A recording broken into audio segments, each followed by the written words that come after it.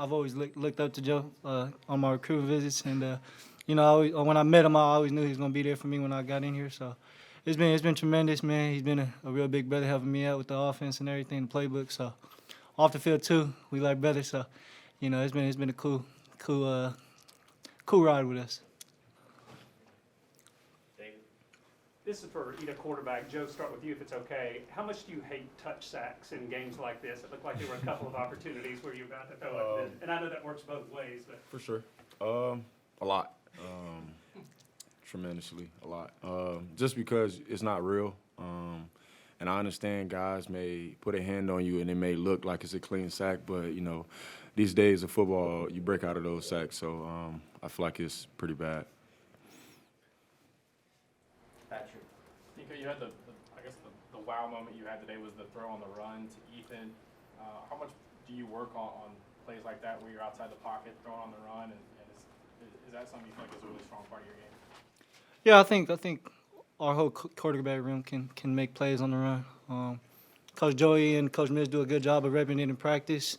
Also, when I go back home in Cali and train, we work a lot of off-platform throws on the run throw. So I think a lot of those training habits helped me be successful today. Adam, and then Ginger. Nico, did you know when you came in when the crowd reacted? Did you tell that at all when you first went in? Sure, I was pretty locked in on the play, man.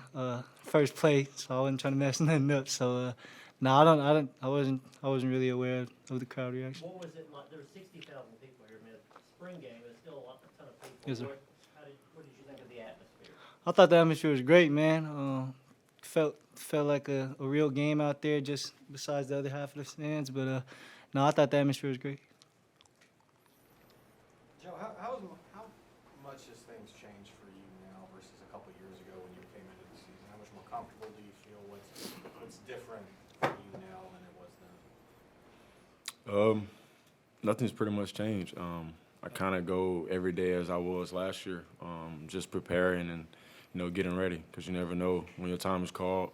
Just like last year, I didn't know my time was called. I just kept repping it, kept getting better and just pushing Hendon. And now I get more reps when I get to talk to Nico and the rest of the quarterback room, Gaston and Navy. I get more reps of the mental aspect of it, just because I have to explain it to someone else.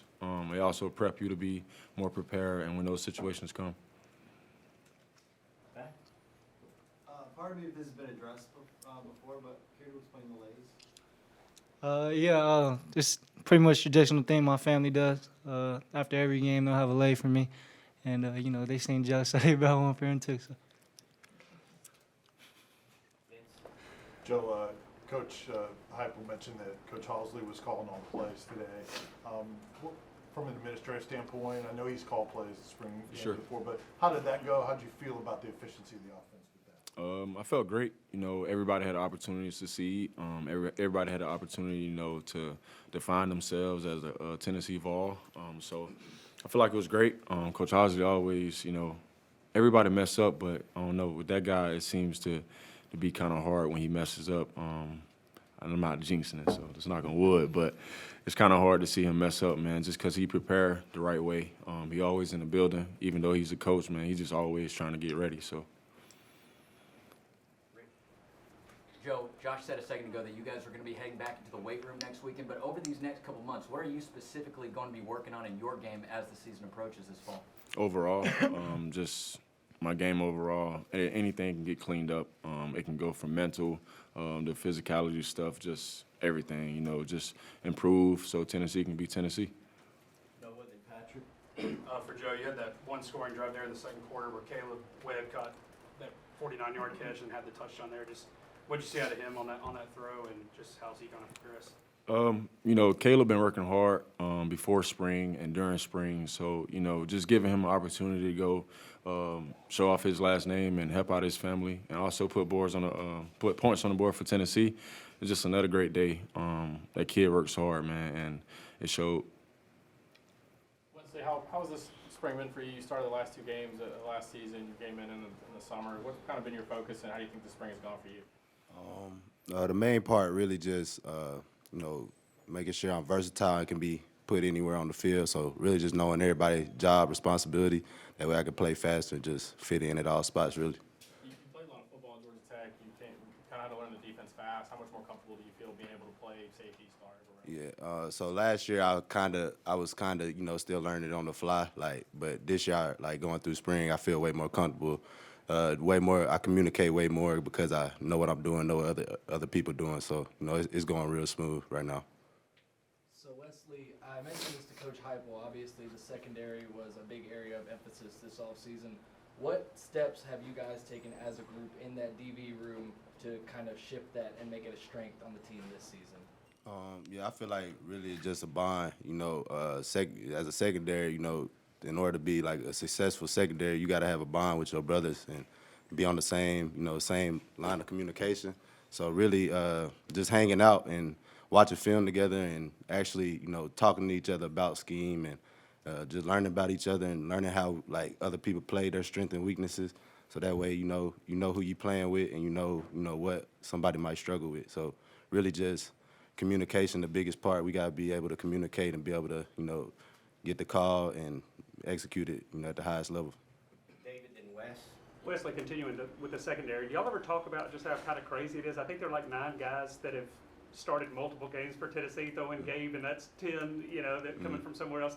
Y'all have so much starting experience. Do y'all talk about kind of what a wild kind of scenario that is, and eventually I guess it has to iron itself out? Everybody come to work every day, and everybody trains to be the starter. So we don't really talk about it because it's kind of self-explanatory. Everybody want to play, so we come here every day. Everybody work hard, and everybody push themselves to that level to try to be a starter. So we all know that like everybody is capable, and there's a lot of talent in there. But we got to all just put it together, and it's gonna all come together soon for sure. Joe, what were the couple biggest points of emphasis for you coming into the spring? I guess everybody has a list of things like, I want to get this done and this done. What were the couple biggest things for you this spring, and do you feel like you got them done? Have fun. That's it. So you checked that one off? Yep. Follow up on that, have you not had fun in the past? I did, but I was pretty much more focused on what I have to do in the playbook. What does my coaches want for the plays? It's more different from when I first got here until now. I don't have to go relearn this play twice. I can understand what's going on for my play. My coach called a play. I know what's going on, and I'm able to either if Nico have a question or Gaston or Navy have a question, I can explain it just how my coach would to me. So. You played a lot of football to this point. Just how important is this season for you, knowing what could be ahead for you afterwards, and then also what this team's capable of? It's a lot. It's a lot on the plate, but the most important thing, man, is like I said earlier, is just having fun. I trust everybody on the team. I trust every coach in the building. Even it don't matter who it is, man. Everybody's important in the building. So the most important thing is just having that bond of communication. Like Wesley said, it's just everybody trusting everybody. Everybody have to buy in to Tennessee. Last year is last year. We can't go back and change it. We can't go back and help it. Only thing that's most important now is this year. So. Patrick and Vince, last two. You said you didn't really hear the crowd reaction because you were trying to make sure you didn't mess anything up. Were you nervous going out there for the first time? Did you have some nerves playing today in front of the crowd? No, I'm not nervous. I think for me, at the end of the day, it's just football. Go out there and play, have fun. But no, I think it was just because I messed that play up earlier in spring practice this week. So I was like, I'm not messing this play up again. So, I was locked in on that one. How do you think you played overall? I did okay. I thought we could have scored more when we got down to the red zone, finished drives off more. But, we're working. We'll get to that point where, it's green when we get down there in the red zone. But, yeah, I thought overall as an offense we did okay. Vince, last one. Quick one for Joey and Nico. Joe, Hendon's in a unique situation of having gone through the pre-draft process, not being able to do anything on the field, but yet his draft stock is really rising. How proud are you and excited are you for people starting to figure out what Hendon Hooker is all about? Man, it's impressive. you know, the guy called me after every visit, so that I can understand what's going on, and also just because he's a very humble person, so he don't like putting things on social media. He's not that type of person. So all his achievements, he'll just come to me and we'll just talk about it. We'll be happy together about them. So, man, I'm very proud of Hendon on the things he've accomplished, teams he went to go visit, the things that the knowledge he got back from those guys.